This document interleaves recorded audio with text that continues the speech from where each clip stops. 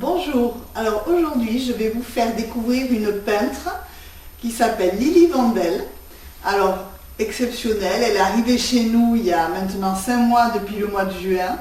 Elle a une biographie impressionnante, elle a été professeure à l'Académie royale des arts de Coutray en Belgique. Elle a eu le prix Léonard de Vinci, le Grand Prix humanitaire de France à Paris. Elle a exposé au Grand Palais au Salon des Indépendants. Elle a eu le 2e Grand Prix de peinture féminine à Marseille, primée avec 2 œuvres à Saumur pour les chevaux. Elle a exposé aussi à l'espace Pierre Cardin et dans beaucoup d'autres endroits, entre autres à Bruxelles, en Suisse, au Canada, en Espagne, en Allemagne. Enfin bon, je ne vous dis pas tout, nous allons la découvrir ensemble. Alors Lili, la peinture, une passion dès l'enfance? Ah oui, oui, vraiment une passion. Ça inquiétait d'ailleurs beaucoup mes parents. Ils n'avaient pas beaucoup de moyens, ils n'avaient pas les moyens de m'acheter des cartons, des papiers. Alors je dessinais sur les murs et sur mon lit. J'ai toujours dessiné, j'avais pas de peinture, mais j'ai dessiné beaucoup. Et quand je voulais faire passer un message, je n'avais pas les moyens d'acheter des cadeaux à mes parents. Je leur faisais un dessin avec ce que je voulais leur dire. Non, mais ça, c'est le plus beau des messages. Ah oui, par exemple, ma mère était un petit peu avare de caresses et de bisous. Moi, j'étais une mendiante de bisous. Alors, je faisais des dessins où je montrais que je voulais aller sur ses genoux, qu'elle me prenne. Mais elle comprenait, Elle comprenait. Ah oui, elle comprenait. Et alors, cette enfance avec des dessins partout, en fait, vous avez dessiné votre enfance dans votre maison. Ah oui, oui. Ça vous a amené aux Beaux-Arts. Voilà. Et là, ma mère voulait que j'apprenne à bien cuisiner parce qu'elle disait une femme qui se marie, elle doit savoir faire la popote. Moi, je n'étais pas tout à fait d'accord avec ça. Elle m'avait inscrit dans un cours de cuisine et quand elle est venue me rendre visite, j'étais pas là. J'étais partie aux Beaux-Arts. Oui, mais bon, voilà. Chacun sa cuisine. Hein. Voilà.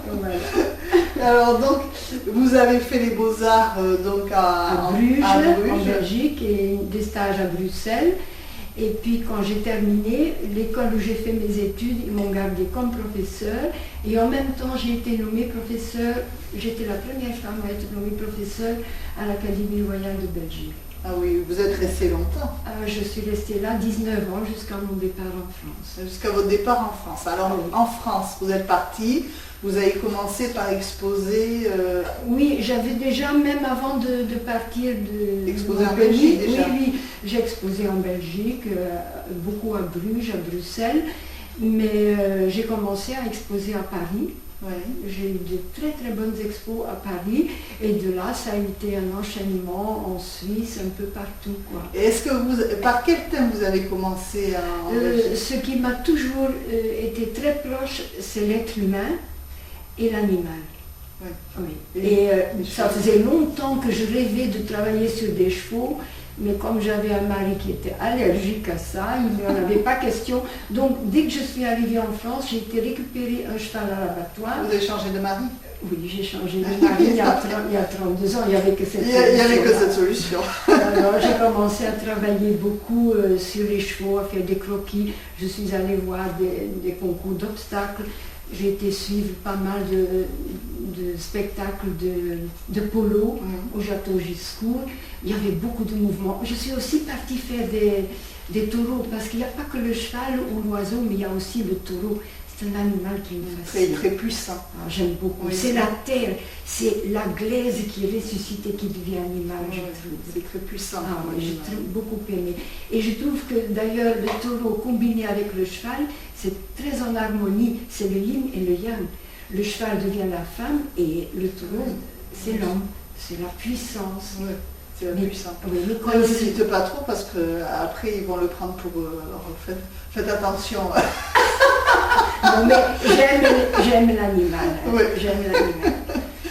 Alors ensuite vous avez exposé à Paris, donc vous avez exposé au Grand Palais, au Salon des Indépendants. Oui, oui. Vous avez eu le Grand Prix humanitaire de France à Paris, le prix Léonard de Vinci. Oui, c'est pour l'ensemble de mon travail. Et à Paris, j'ai exposé une œuvre qui s'appelait Libération ou Liberté, qui a été vendue par après en Belgique, une très grande toile sur la libération de la femme. Ça m'a toujours beaucoup trotté, ça. Je voulais travailler autour de la femme. Oui. Et d'ailleurs, vous avez eu le Grand Prix de peinture féminine à Marseille. Oui, voilà.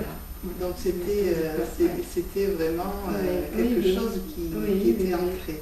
Oui. Hein. Vous avez été ensuite primée avec 2 œuvres à Saumur, Sur les chevaux. Oui, sur le thème des chevaux. Les Oui, chevaux. ça m'a toujours passionnée, donc j'ai fait partie d'un groupe qui ont concouru à Saumur, où j'ai remporté donc un prix. Et ensuite, vous avez fait, moi je les vois ici, il y a beaucoup de tableaux sur le Maroc. J'aimerais bien que vous racontiez parce qu'ils sont exceptionnels. Ah oui. Je les adore. Oui. Et je voudrais que vous racontiez. Mais quand je voyage, j'ai toujours un carnet de croquis. Je ne fais pas de photos parce que, surtout dans ces pays d'Afrique du Nord, ça gêne les gens. Oui. Ils n'aiment pas trop ça. D'ailleurs, ils vont prendre d'autres attitudes. Donc, je me mets dans un petit coin. Souvent, mon mari me protège quelque part et très discrètement, je fais des croquis. Et puis, dès que j'arrive à l'hôtel, je prends des notes de couleurs, tout ce qui m'a impressionné. Et quand je rentre chez moi, je fais des toiles sur les sujets dont je fais des croquis. Et ce qui m'a toujours passionné en voyage, par exemple, c'est le cheval. Les chevaux que j'ai vus en Afrique du Nord, les petits arabes, sont des chevaux qui ont une telle personnalité. Et puis les femmes voilées, je voulais un petit peu découvrir ce qu'il y avait derrière ça. Et j'ai découvert quand même des femmes assez extraordinaires. Je disais, c'est pas un voile sur un porte-manteau, ce sont des vêtements qui sont très habités. Et je voulais travailler autour de ce thème-là, surtout le thème du partage que j'ai découvert dans ce pays. Les femmes qui faisaient des petits pains dans les rues, qui cuisinaient avec des petits moyens, et d'autres qui étaient encore plus vaillantes, allaient les partager chez les pauvres. Par exemple, les femmes qui passaient avec des cruches d'eau, ça fait quand même quelques années de ça, pour aller donner chez des gens qui n'avaient pas d'eau. Et tout ça, ça m'a beaucoup séduit et j'ai eu envie de faire des toiles sur ce. Et la lumière, parce que dans vos toiles, il y a énormément de lumière. Je vais vous les montrer tout à l'heure, je vais les faire découvrir. Il y a une lumière exceptionnelle, une lumière qu'on trouve. Je crois que je voulais un petit peu mettre à l'honneur les femmes opprimées. Oui. C'était un peu ça. Quand je voyais, je disais, mais ce sont les femmes qui font des poteries, ce sont elles qui sont en train de faire des superbes tapis. Ça m'impressionnait et j'avais envie de mettre ça en valeur. Ouais. Et puis leur caractère de partage. Le partage, c'est les femmes qui bossent, quoi. Voilà. J'ai aussi rencontré des hommes extraordinaires, mais bon, j'avais choisi ce thème-là en voyageant. Alors ensuite, vous avez très délicatement voir à Bidar pour voir comment ça se passait. J'étais fascinée par les petits qui faisaient ça. J'ai trouvé une jeunesse très saine, très belle jeunesse, et qui venait nous expliquer comment étaient fabriquées leurs petites balles, le schistera. Et alors on a dit, on va faire le pas, on va aller voir à Biarritz. Et là, on a mis le doigt dans l'engrenage. Ah oui, avec Lilou Echeverria, que l'on connaît, et à mon avis, vous avez dû être prise dedans, c'est pas possible autrement avec Lilou. C'est incroyable, je trouve ça passionnant. Et je voudrais faire quelque chose avec ça, parce que j'y retrouve des mouvements de danse, ce schistera qui prolonge le bras de celui qui joue. C'est un élan vers le haut et ça rejoint tout à fait ce que j'ai toujours cherché, rejoindre le haut avec le bas. Eh bien, écoutez, on prend hâte. On prend hâte. J'espère que... Et on attend que vous ayez fait quelques esquisses. On reviendra vous voir. Je ne ferai pas des portraits de joueurs. Non, c'est le mouvement. C'est le jeu, le mouvement. Le mouvement.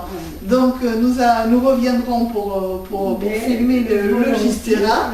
En attendant, je voudrais vous citer une phrase qui a été écrite lors d'une exposition avec Pierre Cardin sur Lydie, et le journaliste a écrit « Sa peinture est un trait d'union entre le haut et le bas, le ciel et la terre, l'ombre et la lumière. » Oui, c'est ça. Je dis toujours, chez chaque être humain, il y a un côté ombre et lumière. On a tous un revers de la médaille, tout ça, ça correspond. Ouais.